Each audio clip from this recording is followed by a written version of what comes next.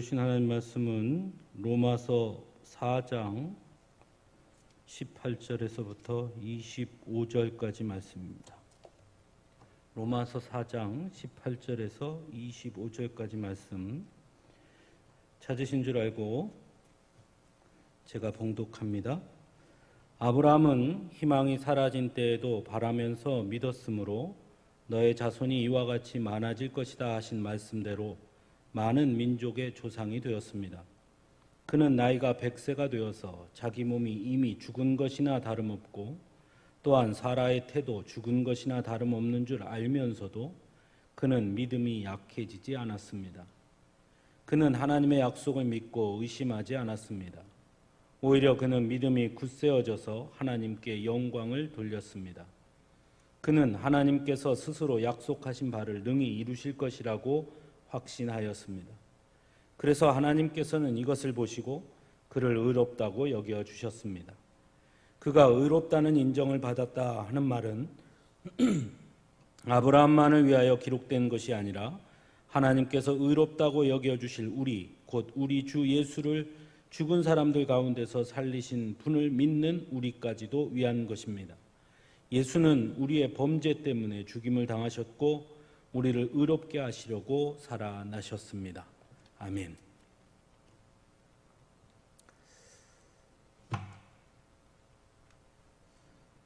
며칠 동안 저는 믿음이라는 것에 대해서 다시 한번 진지하게 고민할 수 있는 시간이 있었습니다.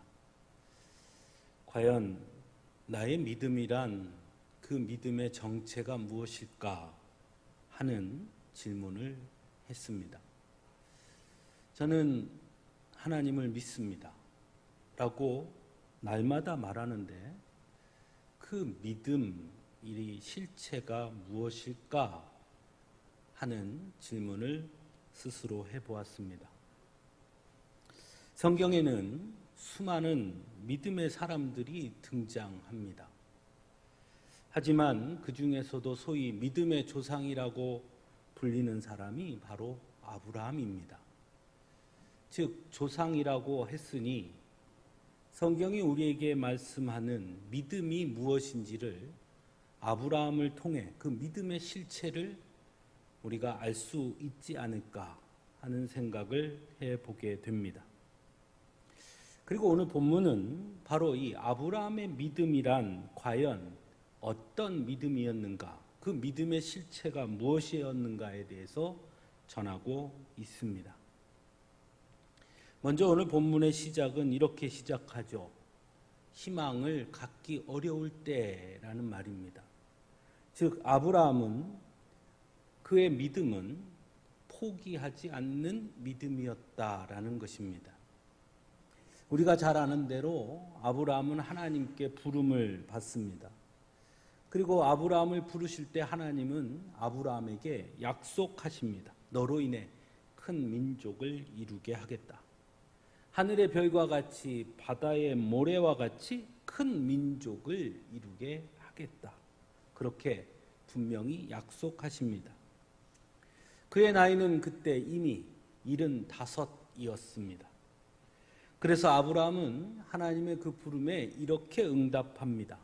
그저 나의 종이 나의 후손으로 삼는 것으로도 저는 만족하겠습니다.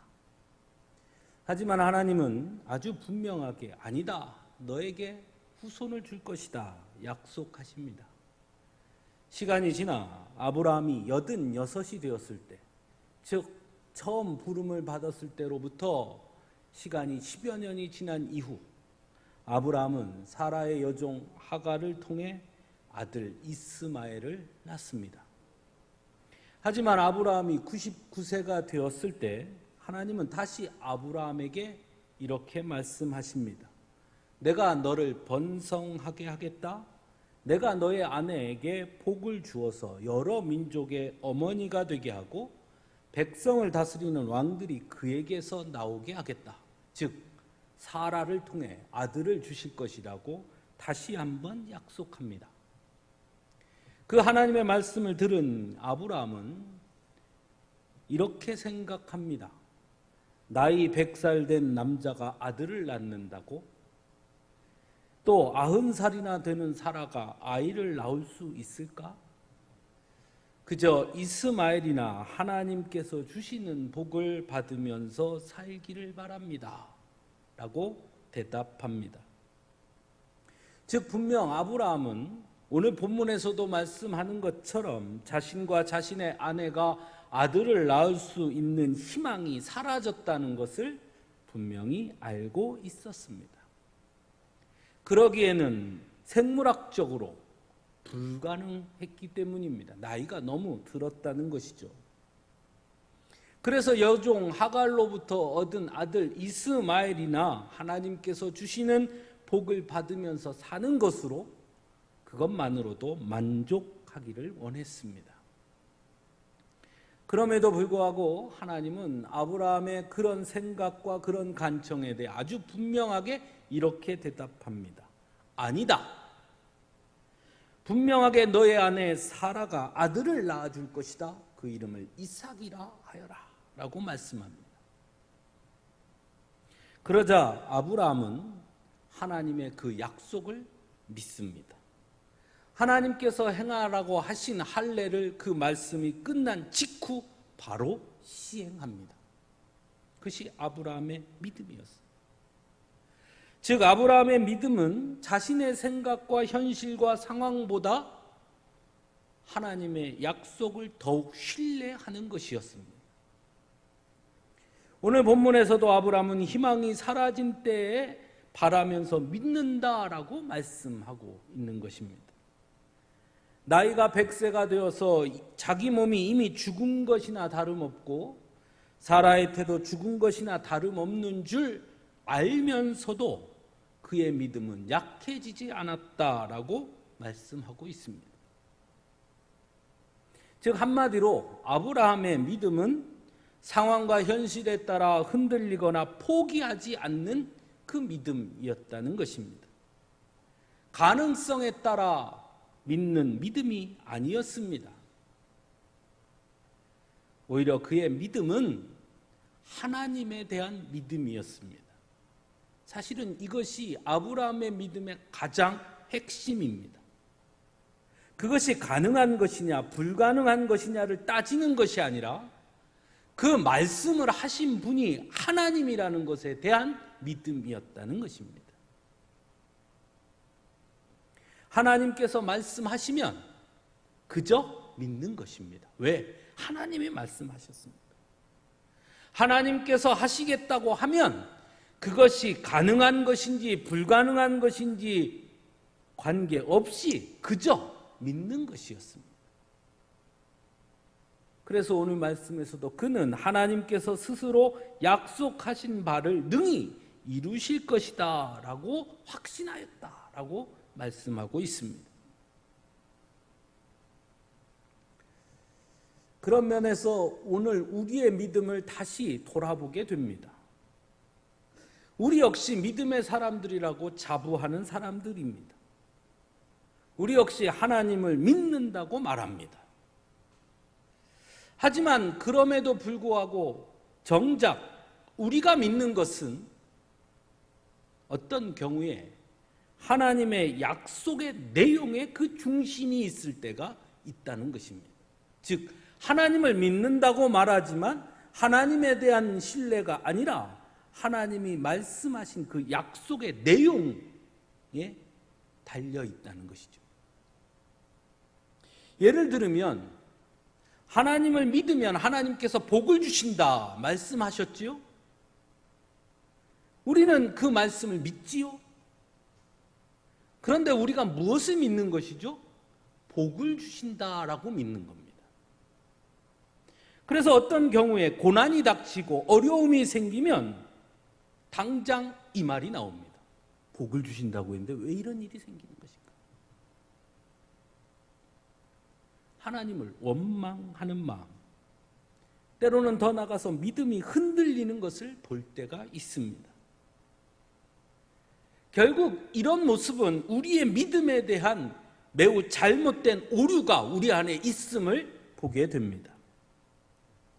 첫 번째는 하나님께서 주신다고 약속하신 그 복을 자신이 생각하는 그 복으로 착각한 것입니다. 하나님이 복 주신다고 했으니 그 복은 이걸 거야 라고 착각하는 것이죠. 하지만 하나님께서 주신다고 하신 복이 우리의 생각대로 우리가 원하는 것이 아닐 수도 있는 것입니다. 그래서 우리가 원하는 대로가 되지 않으면 우리는 아주 쉽게 이렇게 답합니다. 하나님이 응답하지 않는다.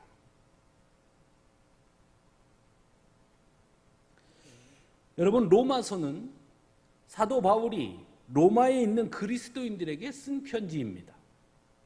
잘 아는 것처럼 그 당시 로마에 있는 그리스도인들은 핍박 중에 있었습니다.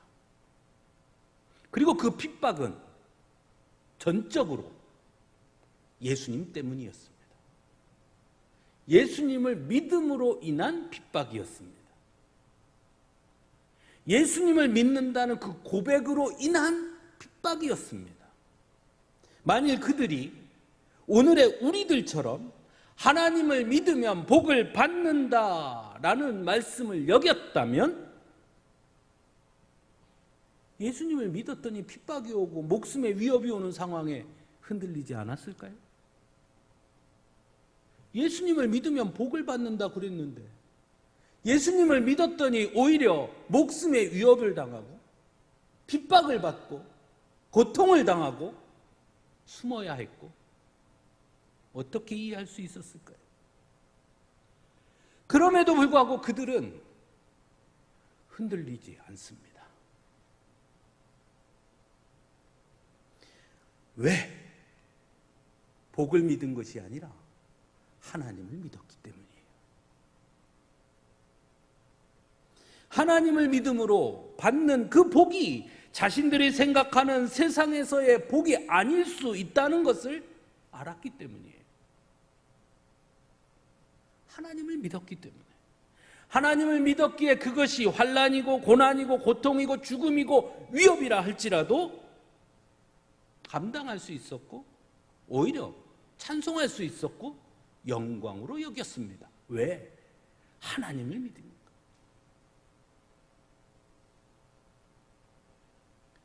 또 한 가지 우리가 생각할 것은 하나님을 믿는다고 말하지만 실상은 많은 경우에 하나님과의 거래로 여기고 있기 때문이다. 믿음을 말하지만 실상은 거래입니다. 하나님을 믿는 것이 먼저가 아니라 전제 조건이 먼저인 것이죠. 이렇게 저렇게 해 주시면 믿는다. 실상은 그것이라는 거예요. 내가 생각하는 또는 바라는 대로 되지 않거나 오히려 더 나아가 어려움과 고난과 환난이 닥치면 그래서 어떤 일이 벌어지냐? 그 거래는 성립되지 않는다고 생각하는 거예요. 그래서 하나님을 원망하죠. 내가 어떻게 기도했는데, 내가 얼마나 기도했는데 어떻게 하나님 내게 이럴 수 있을까? 하나님, 내가 그렇게 기도했는데도 이렇게 하셨으니 거래는 성립되지 않았습니다. 그러니 내가 하나님을 원망할 수 있는 자격이 있습니다.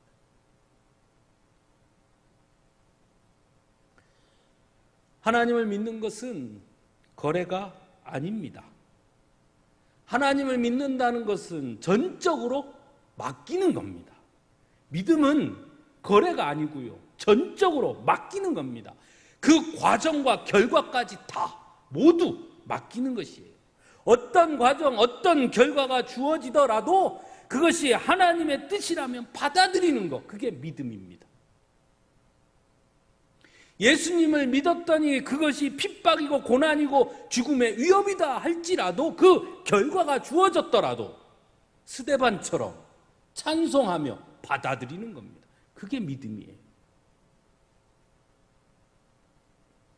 왜냐하면 하나님을 믿기 때문에.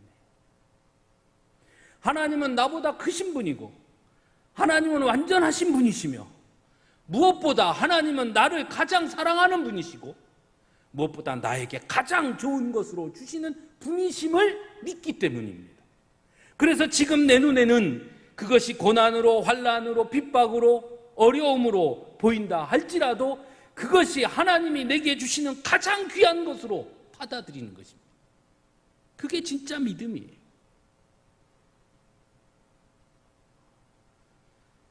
다윗은 여러분 잘 아는 것처럼 양치는 소년이었습니다. 어느 날 하나님께서 그에게 갑작스레 다가오셔서 기름을 붓습니다. 다윗은 단 한 번도 자신이 왕이 되고자 했던 꿈을 꾼 사람이 아니었어요. 어느 날 갑자기 그에게 기름을 붓습니다. 그리고 선언합니다. 내가 너를 이스라엘의 왕으로 세우겠노라. 다윗이 희망하거나 기대한 것이 아니었어요. 아마 다윗이 처음 기름 부음을 받았을 때는 어땠을까 생각해 봅니다. 기쁘지 않았을까요? 내가 왕이 된다니. 할렐루야. 여러분들에게 오셔서 하나님이 내가 너를 부자가 되게 해주겠다. 상상만 해도 좋잖아요. 아마 다윗도 어쩌면 왕이 되게 하겠다 했으니 좋아했을 수 있습니다. 그런데 그 이후 그의 인생은 너무나 큰 환난과 역경과 고난의 연속이었어요. 그럼 한번 생각해 보세요. 저 같았으면 12번도 더 하나님 내가 왕 된다 했습니까? 왕 된다면서요. 도대체 언제 되는데요? 언제 왕이 되는 겁니까 도대체? 그 왕 된다고 내가 되고 싶다고 하지도 않았는데 왕 된다고 기름 부어 놓으시고 그 다음에 이뤄진 일이라고는 도망 다녀야 했고 아내와 헤어져야 했고 자기 아내가 다른 사람에게 주어지는 걸 봐야 했고 목숨을 구걸하기 위해서 원수의 나라에 숨어야 했고 미친 척하며 침을 질질 흘리면서 그렇게 목숨을 구걸해야 했습니다. 하나님 왕 된다면서요. 이게 왕입니까? 도대체 그 왕은 언제 됩니까? 죽은 다음에 됩니까?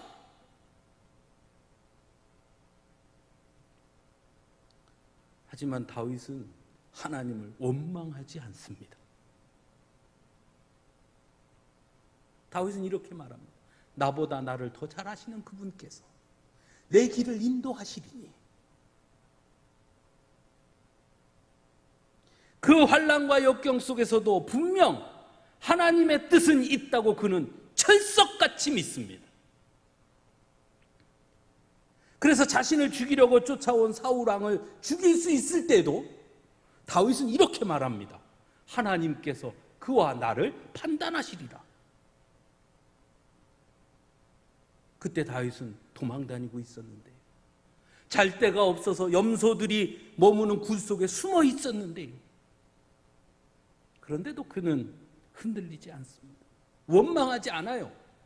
전적으로 믿습니다. 누구를? 하나님을. 밧세바와의 사이에서 낳은 아들의 죽음을 막기 위해 다윗은 침상을 적시며 식음을 전폐하고 기도합니다. 주님, 잘못했어요. 살려주세요. 저 아들이 무슨 죄가 있습니까? 내가 죄인이지 어찌 아들을 죽이신단 말입니까? 통곡하며 식음을 전폐하며 기도합니다. 결과 그럼에도 불구하고 하나님께서는 그 아들의 목숨을 취해 가십니다. 아이고 하나님 어떻게 이럴 수 있습니까? 내가 얼마나 기도했습니까? 내가 식음을 전폐하고 기도했습니다. 침상을 적시며 기도했습니다. 어떻게 이럴 수가 있단 말입니까? 난 이제 하나님 모르겠습니다. 하지 않아요. 오히려 그 다음날 일어나서 밥을 먹습니다. 그대로 받아들입니다. 하나님을 원망하지 않아요. 욥은 어떠했습니까? 욥도 마찬가지였죠. 하루아침에 모든 것을 잃는 상황을 맞이하게 됩니다. 그러나 그는 원망하지 않습니다. 주신 분도 하나님이고 거두어 가신 분도 하나님이시니 내게 주어진 결과를 묵묵히 받아들입니다. 왜? 하나님을 믿기 때문에. 자신들의 생각으로는 이해할 수 없지만 그럼에도 불구하고 하나님은 나보다 완전하신 분이시고 여전히 나를 사랑하시는 분이시라고 믿었기 때문에, 그 믿음이 있었기 때문에, 비록 지금은 이렇게 보일지라도 분명 하나님께서 나를 사랑하시고 가장 좋은 것으로 인도하시며 나에게 가장 귀한 것을 주실 것이라는 확신, 하나님에 대한 확신, 믿음이 있었기 때문이죠.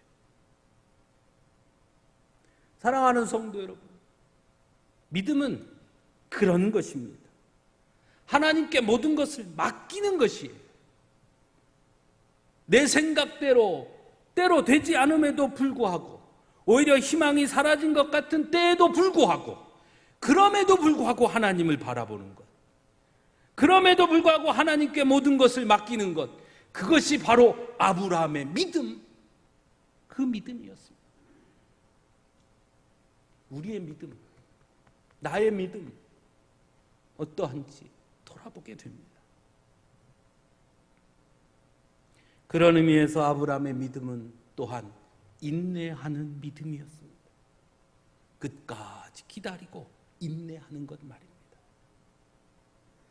성경에 등장하는 소위 믿음의 사람들이라고 불리는 사람들은 모두 인내의 사람들이었습니다. 요셉에게 꿈을 통해 보여주신 하나님의 약속이 성취되는 데에는 수없이 많은 시간이 필요했습니다. 그럼에도 불구하고 요셉은 인내하며 기다립니다. 아브라함에게 약속하신 그 약속이 성취되는 데에도 시간의 기다림이 필요했고 인내가 필요했습니다. 왜 우리의 믿음이 흔들릴까요? 인내와 기다림이라는 것을 망각하기 때문입니다. 하나님은 하나님의 때에 역사하시는 분이시고 또한 그 때가 가장 완전한 때라는 것을 깨닫지 못하고 내가 생각하는 때 또는 즉시 빨리 그렇게 되지 않을 때 우리의 믿음이 흔들리는 것이죠.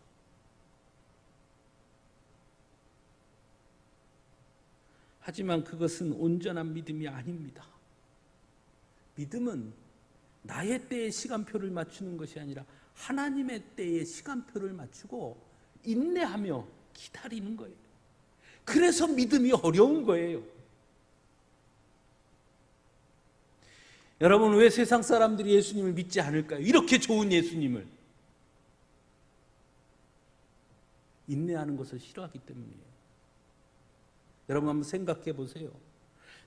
주님 주시옵소서 기도하고 눈을 딱 떴더니 정말 주어져요. 안 믿을 사람이 있을까요? 네? 아마 서로 믿는다고 난리를 칠 겁니다. 예수님을 믿으면 바로 로또 복권이 당첨이 되고, 예수님을 믿으면 내가 산 주식이 올라가고, 예수님을 믿으면 내가 산 땅값이 바로바로 올라가면 안 믿을 사람이 있을까요? 제발 믿지 마라 그래도 미어 터질 거예요.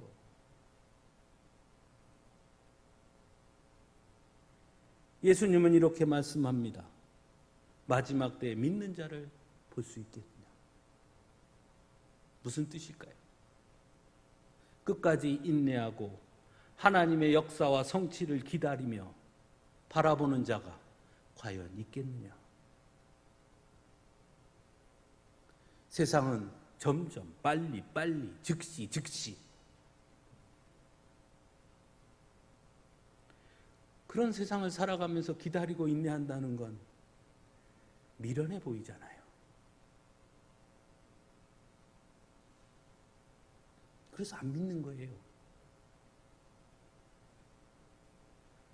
근데 놀라운 건 그 믿지 않는 우리 그들에게 복음을 전해야 되는 우리는 그러면 그들에게 믿음이 무엇인지를 보여줘야 되는데 거꾸로 그들을 따라가요. 그래서 우리도 빨리빨리 즉시 기도하고 하나님 왜 응답 안 해줘요? 하나님을 콜센터로 여기죠. 여러분, 믿음은 인내하는 거예요. 기다리는 거예요.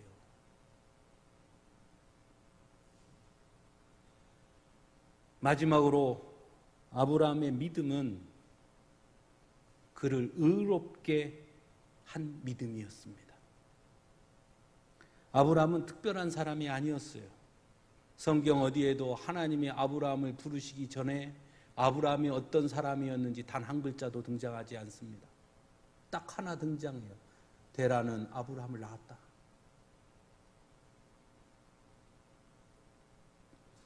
하나님의 부름을 받기 전 어쩌면 그는 어느 누구와도 별반 다를 것이 없는 그런 범인이었습니다. 하지만 그가 하나님의 부름을 받고 하나님을 믿음으로 인해 그는 다른 사람이 됩니다. 오늘 말씀에는 그를 의롭다 여기셨다 말씀합니다. 의로운 자가 되었습니다. 믿음의 조상이 되고요. 아브라함이 의롭다고 인정을 받았다는 것은 아브라함에게만 주신 특권이 아니라고 그런데 오늘 본문을 말씀합니다. 바로 우리에게도 하나님을 믿는 자는 모두 의롭게 여기신다고 말씀하고 있습니다. 즉 믿음이란 뭐냐? 이전과는 전혀 다른 사람이 되는 것입니다. 그게 믿음이에요. 고린도후서 5장 17절 여러분 잘 아시는 말씀이죠. 누구든지 그리스도 안에 있으면 그는 새로운 피조물입니다. 옛것은 지나갔습니다. 보십시오. 새 것이 되었습니다. 예수를 믿는다는 것은 이전과 다른 것이 되는 것이에요. 예수를 믿는다고 하면서 이전과 똑같이 살고 있다면, 그 자리에 머물러 있다면 그 믿음은 믿음이 아니에요. 예수님 역시 예수님을 믿는다는 것은 곧 거듭나는 것이라고 말씀하십니다. 그럼 새 것이 되었다는 것이 의미하는 게 무엇일까요? 성경은 아주 분명하게 말합니다. 에베소서 4장 22절 이하 말씀을 여러분 찾아보세요. 이렇게 말합니다.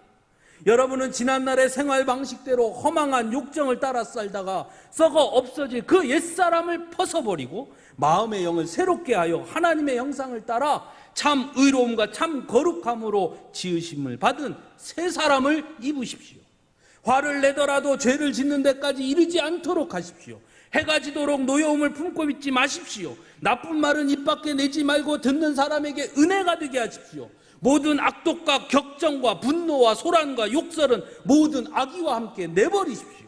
서로 친절히 대하며 불쌍히 여기며 하나님께서 그리스도 안에서 여러분을 용서하신 것과 같이 서로 용서하십시오. 이게 새 사람이에요. 한마디로 말하면 세상의 방식대로 살지 않는 것입니다.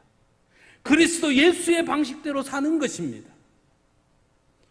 그리고 이렇게 삶으로 어쩌면 감내해야 할 손해와 무시가 있다 하더라도 묵묵히 감내하는 것입니다. 그것이 새 사람이 되는 것입니다.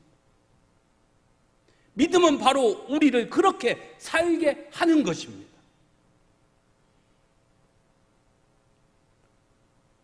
그러기에 우리의 믿음을 돌아봅니다. 여러분, 믿음에 대해서 고민하다가 저 스스로가 질문한 질문이 있어요. 저에게. 아브라함의 믿음과 나의 믿음이 같은 걸까? 그 질문이요. 아브라함의 믿음과 나의 믿음은 같은 것일까? 여기서 같다는 것은 믿음의 크기를 말하는 것이 아닙니다. 저는 아브라함의 믿음에 비하면 너무나 부족한 믿음이에요. 믿음의 크기를 말하는 것이 아니라 믿음 그 자체가 과연 같은 것이냐? 그걸 질문해 봤어요. 믿음의 크기는 비록 아브라함보다 못할지라도 믿음 그 자체는 같아야 하는 것 아닙니까? 그 믿음 자체가 같아야 같은 하나님을 믿는 거잖아요. 그렇죠?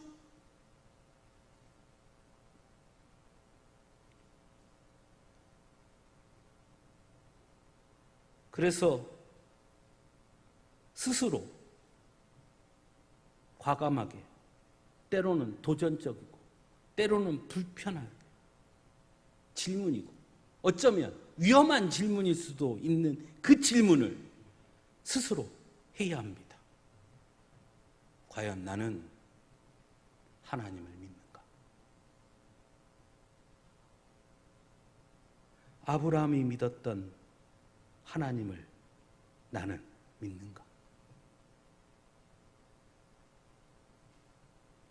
한국교회의 위기를 말합니다. 그 위기는 저는 이 질문을 회피한 데서 비롯됐다고 생각합니다. 그저 서로 믿는 것으로 퉁치고 있습니다. 너도 믿는 거다. 나도 믿는 거고. 그러니까 우린 다 믿는 거다. 이렇게 우리끼리 그렇게 퉁치면서 서로 그렇게 가는 거예요. 우리 다 믿는 거다. 아이고 너도 믿음 좋다. 나도 믿음 좋다. 그렇게 해요. 과연 한국교회의 믿음, 아브라함의 믿음, 우리의 믿음, 아브라함의 믿음 같으냐? 물어야 돼. 같으냐?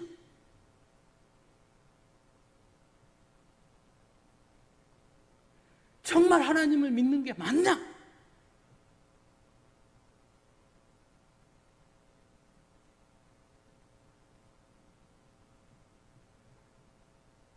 공산주의를 만든 칼 막스가 그렇게 얘기했어요.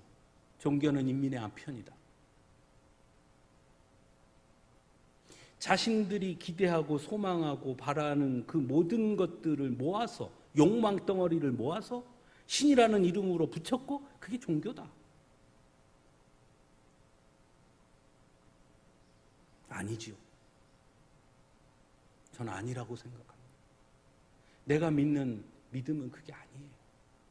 고난, 핍박, 때로는 목숨의 위협이 와도 그것이 하나님의 뜻이라면 받아들이는 게 믿음이에요.